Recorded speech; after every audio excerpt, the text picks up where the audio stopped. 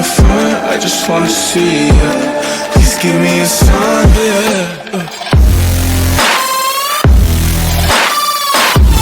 Please give me a sign if you wanna come.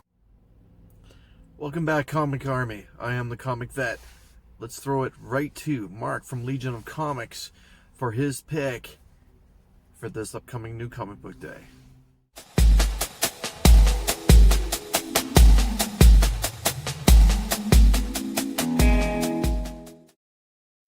What is up, Comic Army, and welcome to the Hot Pick video of the week. I'm Mark from the Legion of Comics, and I'm going to be talking about my number one pick, my hot pick for February 24th. So without a doubt, I'm going to have to go with Department of Truth, issue number 6 from James Tynion IV. So this is on my radar for numerous reasons.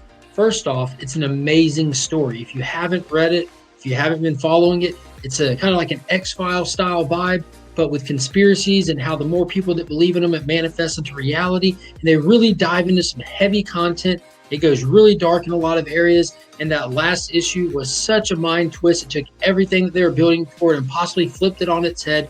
Every issue I read, I put it down and I just sit there, my wheels are turning, and I just think on it, and I just have to talk about it with people, and it just really stays with you. It's a really good book. And this book is promising that it's going to get into the history and kind of the roots of the department itself, all the way back into the Dark Ages. It's going to be talking about the Illuminati, the Inquisition, and whatever the Phantom Time hypothesis is.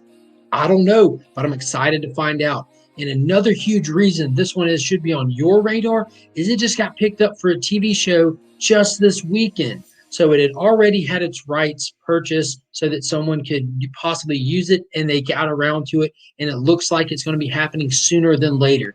So this book already fetches around $20 for a standard cover A on eBay, and we're only on issue 6. So it's already a hot number 1, and there's a lot of ratio variants, hidden variants, secret variants, in-your-face variants. You name a variant, they made one for it. And some of them are really, really expensive. That being said, they're about to get even more expensive. So if you haven't already jumped on this series, drop what you're doing after this video and see if you can't find you an issue number 1 for a reasonable price. Go ahead and try to catch up because they're about to get taken over. We've seen that the secondary market is blown up during COVID, and this book is in the crosshairs of it right now. So I'm not going to waste any more of your time. As soon as this video is over, go check it out. So let's kick it back to the Comic Vet so you can get to hunting.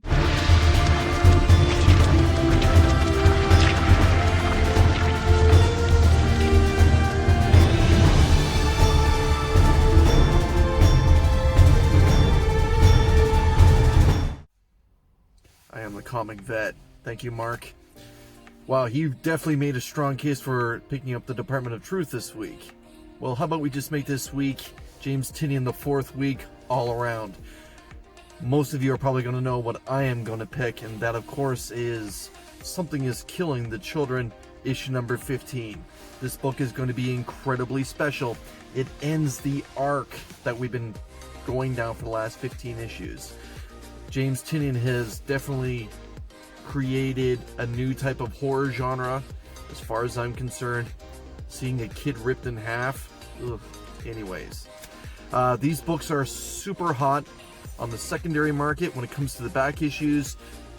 We're seeing 4th and 5th printings of issue number 1 now clearing the $600 mark when they're graded 9.8. They haven't gone particularly crazy with the variants. However, let's talk about issue number 15, shall we?